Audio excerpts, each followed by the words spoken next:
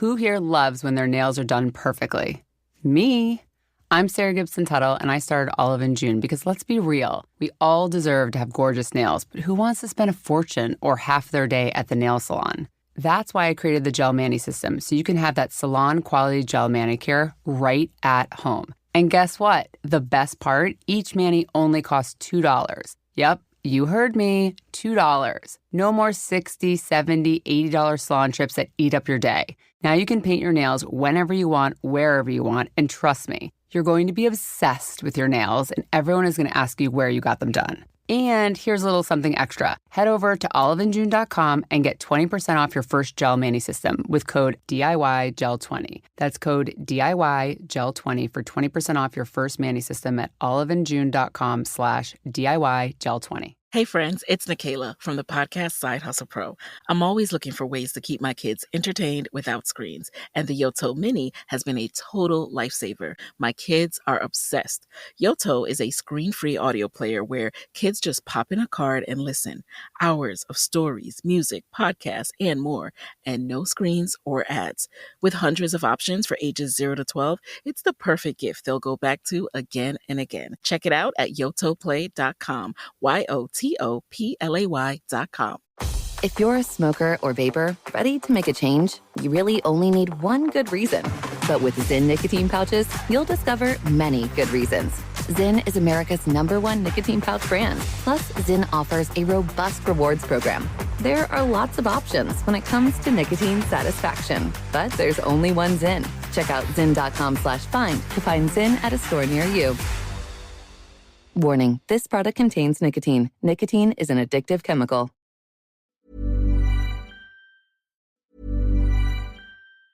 Hey friends, it's Nikayla from the podcast Side Hustle Pro. I'm always looking for ways to keep my kids entertained without screens, and the Yoto Mini has been a total lifesaver. My kids are obsessed. Yoto is a screen-free audio player where kids just pop in a card and listen. Hours of stories, music, podcasts, and more, and no screens or ads. With hundreds of options for ages 0 to 12, it's the perfect gift they'll go back to again and again. Check it out at yotoplay.com. YOTOPLAY.com. Hi, it's Sarah. I'm the founder of Olive in June, and can I tell you the one thing that always makes my day better? A fresh manicure. But who has the time or the money to go to the salon every week? That's why we created the Olive in June Gel Mani system. It gives you that same mani that you get at a salon for so much less. It comes with everything you need, a pro-level lamp, salon-grade tools, our damage-free gel polish that lasts up to 21 days. All you do is prep, paint, cure, and you're good to go. And the best part, it's super easy and so affordable. Each mani breaks down to $2. So let's skip that $80 salon appointment and get the salon quality look at home for so much less and on your schedule. Head to oliveinjune.com/DIYGEL20 and use code DIYGEL20 for 20% off your first Gel Mani system. That's oliveinjune.com/DIYGEL20. Code DIYGEL20 for 20% off your first Gel Mani system.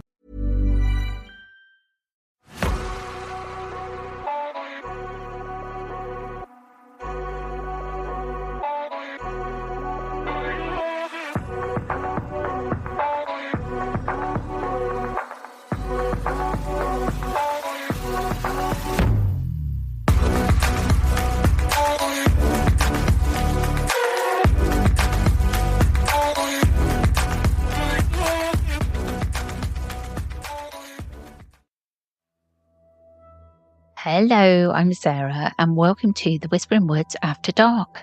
I've got one long story today, and it's all about a curse. I've been waiting to do this story for quite some time, but because I've mentioned it in the book, I wanted to leave it for a while, and then take another look at it and put an episode together.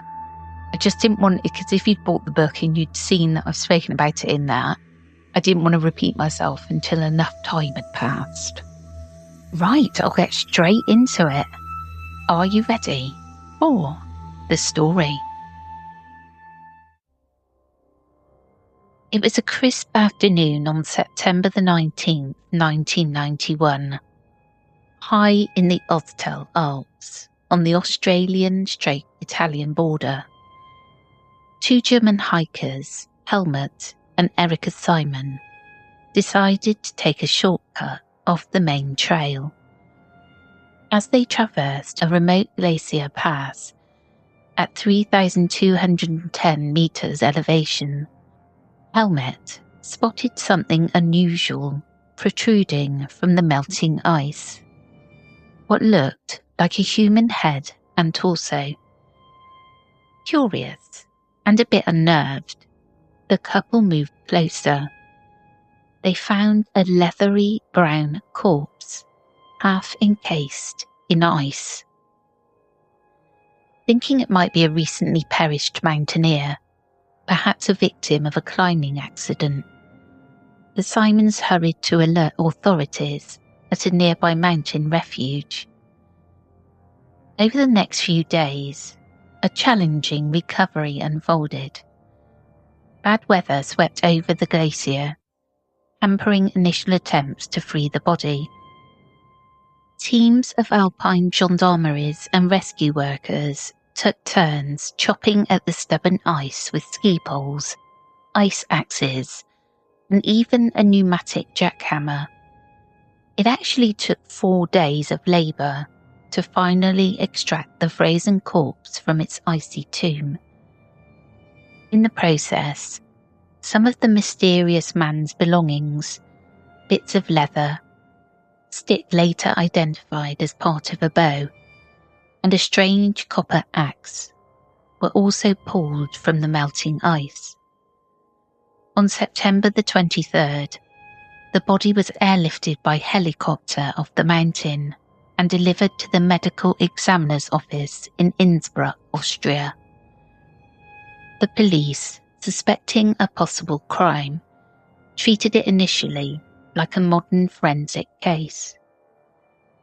When archaeologist Konrad Spindler from the University of Innsbruck examined the corpse and artifacts, he immediately sensed this was no recent climber.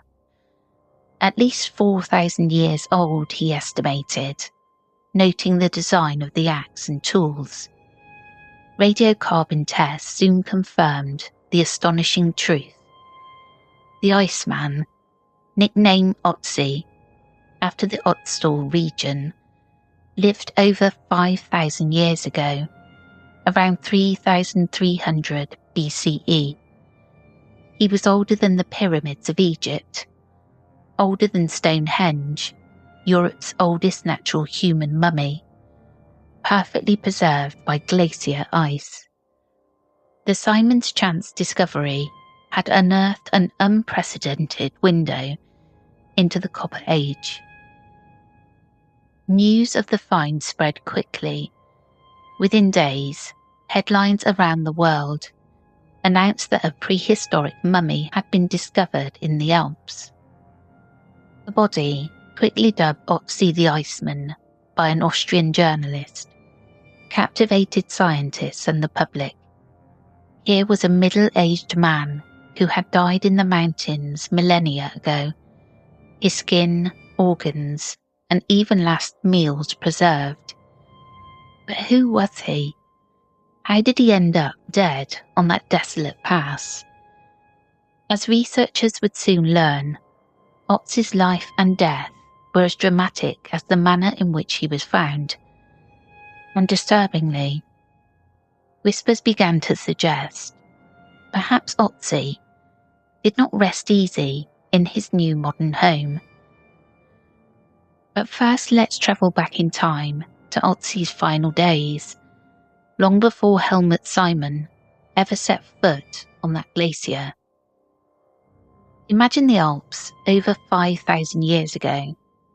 The air is thinner, the world quieter. A 45-year-old man treks through a high mountain pass. He is short and stocky, about 1.6 meters tall, 50 kilograms in life, with weathered features and deep-set eyes.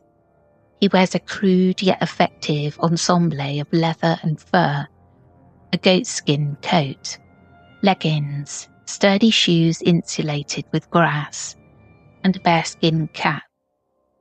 Across his back he carries a deerskin quiver holding a few flint-tipped arrows, only 2 of which are finished and ready to shoot. In one hand he grips the longbow of yew wood, nearly as tall as himself, and at his belt hangs a flint dagger in a woven sheath. Most notably, he wields a copper-bladed axe, an incredibly rare and precious weapon for his time. Copper was a new technology in this era, so this axe hints that Ötzi was someone important. In fact, such a tool was likely a status symbol, indicating he ranked high in his community. Some archaeologists even suspect he might have been a tribal leader or chieftain, given his valuable gear and fur garments. Ötzi likely lived in a farming village in what is now northern Italy. Analysis of pollen and isotopes in his teeth indicates he grew up in the verdant valleys south of the Alps. He was probably a herdsman or a high-altitude shepherd, used to long treks in the mountains, tending goats and sheep. He bore scars of a hard life, arthritis in his joints, and dozens of carbon tattoos on his body, possibly an ancient treatment for pain relief. Despite the hardship, he was resourceful and well-equipped for survival in the wild. He carried mushrooms with medicinal properties, a birch bark container for carrying embers, and tools to start fires and repair his weapons. By all evidence, Ötzi was quite crafty and prepared for the challenges of his environment. Unfortunately, Ötzi's world was not peaceful. He lived during the Copper Age, a time of emerging technologies, but also competition for resources. Evidence on his body suggests a violent end to his life. Scientists eventually discovered that Ötzi had an arrowhead lodged deep in his left shoulder. He'd been shot from behind. The arrow pierced a vital artery, likely causing him to bleed to death within minutes. He also sustained defensive wounds, cuts on his hands, wrists, and a nasty gash on his ribcage, perhaps from an earlier skirmish a day or 2 before his death. It appears Ötzi was ambushed high in the mountains, the victim of an attack by one or more assailants. This truly became, as one reporter quipped, the world's oldest cold case. So what exactly happened up there on the Alpine Pass? While we can't know for certain, researchers have pieced together a compelling scenario from the forensic clues. Ötzi's last meal tells us he was well fed shortly before his death. He had eaten a hearty serving of wild ibex goat, red deer, and unleavened bread just hours prior. This suggests he wasn't expecting a fight. He likely thought he was safe enough to rest and eat. Some theorise Ötzi and a companion were travelling through the mountains when they were attacked by rival hunters or enemies from another tribe. Ötzi sustained a deep cut on his hand, perhaps parrying a blade in close combat, but managed to flee. The blood analysis on his gear revealed traces of blood from 4 other people on his coat and weapons, hinting that Ötzi may have wounded or even killed at least 2 of his attackers during the confrontation.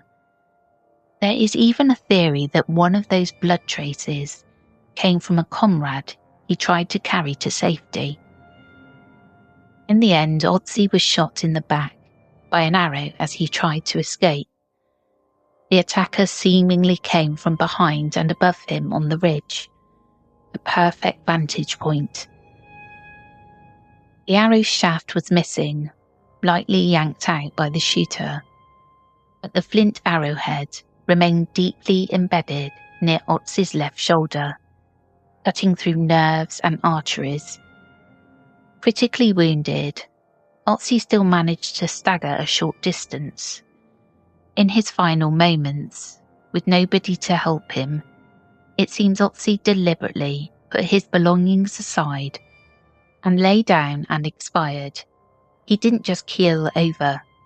He was probably exhausted and hurt like hell. There, alone in a mountain gully, Ötzi bled out and succumbed to his injuries.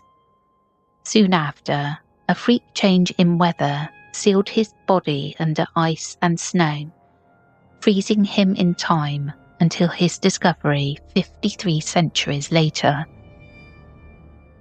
The story of Ötzi's death is tragic, also scientifically remarkable. His frozen corpse provided an archaeological treasure trove. The contents of his stomach, the pollen on his clothes, the copper axe, the tattoos, all these clues have allowed researchers to reconstruct Copper Age life in unprecedented detail. We now know Ötzi suffered from arthritis and Lyme disease, had cavities from a grain-heavy diet, and even carried parasitic worms in his gut. He had over 60 tattoos, which aligned with acupuncture points, suggesting therapeutic practices long before recorded history.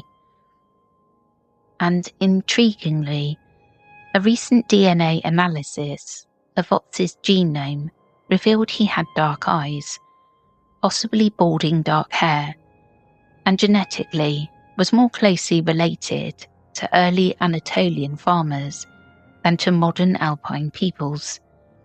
This man's life and death continue to be studied and debated, offering insight into the human story across millennia. Yet for all the knowledge Ötzi's discovery brought, it also carried a darker legacy in the present day. As the years passed after 1991, a pattern of misfortune began to emerge, a string of untimely deaths among those who had handled or studied the Iceman. Whispers of an Ötzi curse began to take hold. It started as a rumour, a tabloid curiosity, but as body after body piled up, the tale of the Iceman took an eerie turn that wouldn't be out of place in a horror movie. Not long after Ötzi was pulled from his icy grave, strange things started befalling people connected to him. In 1992, less than a year after the discovery, the first tragedy struck. Dr. Rainer Henn, the 64-year-old forensic pathologist who had carefully placed Ötzi's body into a body bag with his bare hands, was killed in a horrific car accident on his way to a conference to present findings on the Iceman. His car collided head-on with another vehicle, killing him instantly. At the time, it just seemed like a terrible coincidence, but it was the first hint that Ötzi's disturbance might carry a cost. Soon after, another death followed. Kurt Fritz, 52, an experienced mountain guide who had led Dr. Henn and the recovery team to the glacier site, met an uncanny end in 1993. Despite being an expert climber who knew the region intimately, Fritz was killed by an unexpected avalanche while leading a group of tourists in the Alps. He was the only one in his party to be killed by the snowslide. His companions survived unscathed. Those who knew Fritz were baffled. How could such a skilled alpinist be caught off guard in familiar terrain? Already 2 men closely involved with Ötzi's unearthing were dead within a year, and people began to recall the old curse of the pharaohs legend, when several of Tutankhamun's discoverers died mysteriously. Was this mere chance, or was something darker at play? The next victim of Ötzi's alleged curse was Rainer Holtz, a 47-year-old Austrian journalist who'd been the only person allowed to film Ötzi's removal from the ice. Holtz produced an hour-long documentary on the Iceman that aired worldwide, a scoop any journalist would envy. But mere months after the film's release, in 1994, Holtz was diagnosed with a malignant brain tumour. It grew rapidly, and he tragically died that same year. 3 men connected to Ötzi, all dead within 3 years of the discovery. By now, whispers about a curse gained volume. After all, bad things come in threes, as the saying goes, and this trio of sudden deaths certainly raised eyebrows among those following the Iceman's story. For nearly a decade after, no further incidents were linked to the mummy, and the talk of the curse simmered down. But in October 2004, fate delivered the most dramatic and ironic blow yet. Helmut Simon, the man who had discovered Ötzi, suddenly went missing while hiking in the Alps, not far from the original find spot. The 67-year-old Simon had battled for years for proper recognition and compensation for finding Ötzi. He even won a legal settlement as official discoverer. He was an experienced outdoorsman, yet when he headed out for a solo hike, a freak early snowstorm struck the area. After an intense 8-day search, rescue teams found Helmut Simon's frozen body at the bottom of a 100-metre drop. He'd fallen off a hidden cliff, presumably in whiteout conditions. Disturbingly, his corpse was discovered encased in ice and snow, mirroring how he'd found Ötzi 13 years before. As if that weren't enough, the curse appeared to strike again that very same week. At Helmut Simon's funeral, the head of the mountain rescue team that had found Simon, Dieter Warneck, attended to pay his respects. Warneck was just 45 and in excellent health, a rugged, seasoned rescuer. Yet within an hour of the funeral, Warneck collapsed from a sudden heart attack and died. His grieving colleagues were dumbfounded. 2 deaths, back to back, both tied to the Iceman's discovery. By now, the press had a field day, dubbing these events the Curse of Ötzi. 7 people closely linked to Ötzi's discovery or research had died prematurely, many of them in violent or uncanny ways. One of the most striking cases was that of Professor Konrad Spindler, the archaeologist who first examined Ötzi's remains in 1991. Spindler had always dismissed the curse stories as nonsense concocted by media. He joked to reporters, "I think it's all a load of rubbish. The next thing you'll be saying is I will be next." He scoffed that people were attributing normal deaths to a mummy's vengeance, much like the overhyped Tutankhamun case. In April 2005, Spindler's jest came true in a way. He died at age 66 from complications of multiple sclerosis, an illness he had battled for years. While his death was from natural causes, the timing fueled the legend.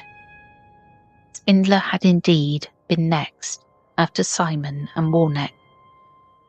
His passing made headlines as yet another Iceman investigator gone. Rounding out this grim roster was Dr. Tom Loy, a molecular archaeologist based in Australia. Dr. Loy had performed groundbreaking DNA analysis on Ötzi's clothing and weapons. In 2003, he discovered microscopic traces of blood from 4 different individuals on Ötzi's gear, shattering the theory that Ötzi died alone. It proved he likely had a violent clash with others before his death. Loy's work humanised Ötzi, revealing a story of possibly carrying a wounded companion and fighting off attackers, as he hypothesised. He was even writing a book about the Iceman. But in late 2005, just before finishing the manuscript, Tom Loy was found dead in his home in Brisbane at age 63. An autopsy was inconclusive. Loy had an inherited blood coagulation condition. His death came quite suddenly. Friends noted that Loy, like Spindler, had dismissed talk of a curse, yet he became the 7th person associated with Ötzi to die a premature or unexpected death. So 4 of these deaths were violent accidents. The others were sudden illnesses. By 2005, tabloids gleefully declared the Iceman curse had claimed 7 lives.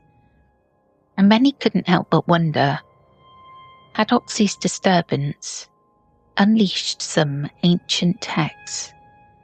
Was the Copper Age warrior exacting revenge from beyond the grave for being yanked out of his icy resting place? So is there really a curse attached to Ötzi the Iceman? Skeptics point out that hundreds of researchers, museum staff and visitors have come into contact with Ötzi or his artefacts, and most have suffered no unusual harm. People die every day, and sometimes humans look for patterns where none truly exist. In this case, compressing a dozen years of accidents and ailments into a single narrative of doom can definitely give the impression of a curse.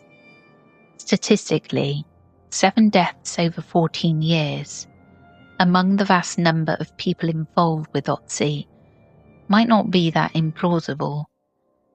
Several of the deceased had underlying risks, for example Spindler's MS or Tom Loy's blood condition, which provide natural explanations. One might argue that if there were a true curse, many more of the 300,000 people who visit Ötzi each year would be dropping like flies, which thankfully is not the case. But that said, even hardened skeptics admit the pattern of deaths around Ötzi is eerie. The stories have all the ingredients of a paranormal mystery: an ancient mummy, a series of sudden deaths, and ironic twists, like Helmut Simon dying in a similar fashion to Ötzi. Humans have long been fascinated by the idea of cursed relics, from Tutankhamun's tomb to the Hope Diamond, so Ötzi's legend has joined that lore. Locals in the Alps sometimes half-jokingly say that Ötzi should have been left in peace on the mountain. And in the spooky spirit of things, some have even suggested that Ötzi's furious spirit might be exacting vengeance on anyone who disturbed his 53rd century slumber. But you can make up your own mind. The facts are all there, true events that really happened to real people. Was it all just a cruel coincidence compounded by media hype? Or is there something truly unearthly about the Iceman? What's absolutely certain is that Ötzi the Iceman has left a mark on our world, not just scientifically, but also culturally, even supernaturally. From the day Helmut and Erika Simon stumbled upon those weathered bones in the ice, a remarkable story began to unfold. A story of ancient life and violent death, of discovery and scientific marvel. And yes, of an alleged curse that reminds us how legends are born. Hey friends, it's Nikayla from the podcast Side Hustle Pro. I'm always looking for ways to keep my kids entertained without screens, and the Yoto Mini has been a total lifesaver. My kids are obsessed. Yoto is a screen-free audio player where kids just pop in a card and listen. Hours of stories, music, podcasts, and more, and no screens or ads. With hundreds of options for ages 0 to 12, it's the perfect gift they'll go back to again and again. Check it out at yotoplay.com. YOTOPLAY.com. Hi, it's Sarah. I'm the founder of Olive in June. And can I tell you the one thing that always makes my day better? A fresh manicure. But who has the time or the money to go to the salon every week? That's why we created the Olive in June Gel Mani system. It gives you that same mani that you get at a salon for so much less. It comes with everything you need, a pro-level lamp, salon-grade tools, our damage-free gel polish that lasts up to 21 days. All you do is prep, paint, cure, and you're good to go. And the best part, it's super easy and so affordable. Each mani breaks down to $2. So let's skip that $80 salon appointment and get the salon quality look at home for so much less and on your schedule. Head to oliveinjune.com/DIYGel20 and use code DIYGel20 for 20% off your first gel mani system. That's oliveinjune.com/DIYGel20. Code DIYGel20 for 20% off your first gel mani system. Now, if someone wakes me up from my slumber, I am cursing them, you better believe it. And especially if it's after 50 odd centuries of sleep. You know, I'm bad enough after a few hours. I'm coming for you. So it wouldn't surprise me if that Ötzi was mighty peed off and was coming for revenge. It's really interesting, and you know, I understand it. The scientific world want to dissect, take a look at, blah, blah, blah, learn from. It also does seem very disrespectful to have somebody's body. I'm not sure how comfortable I feel about that. And like I said, somebody wakes me up, if they take my body and have it on view for everybody to look at, I'm going to be mighty annoyed. Really am. I'd love to know whether you think there's a curse associated with this. I will do Tutankhamun's curse one day. I just think it's been so done that I try to do stories that haven't been repeated that often, but I will come back to it one day. Well, that's the end of this episode. I hope you enjoyed, and we'll catch you again tomorrow. Take care, everyone.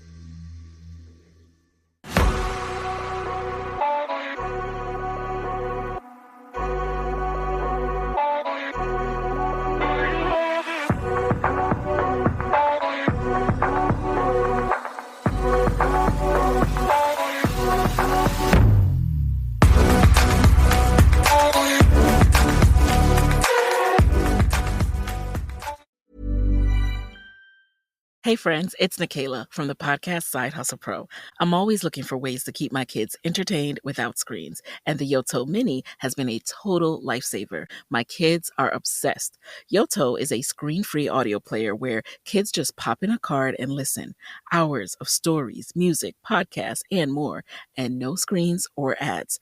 With hundreds of options for ages 0 to 12, it's the perfect gift they'll go back to again and again. Check it out at yotoplay.com. YOTOPLAY.com.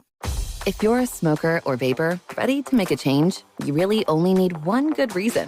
But with Zyn nicotine pouches, you'll discover many good reasons. Zyn is America's #1 nicotine pouch brand. Plus, Zyn offers a robust rewards program. There are lots of options when it comes to nicotine satisfaction, but there's only one Zyn. Check out zyn.com/find to find Zyn at a store near you. Warning, this product contains nicotine. Nicotine is an addictive chemical. From Adams Morgan to Anacostia Park, we all want safer neighborhoods. But what does real safety mean? Real safety means preventing crime before it happens. By having police work with communities to disrupt cycles of violence. By supporting families with stable housing. And providing more mental health and drug treatment. We know that adding more police and locking up more people doesn't make us safer. Real safety means investing in the things that help prevent crime. Learn more at realsafetydc.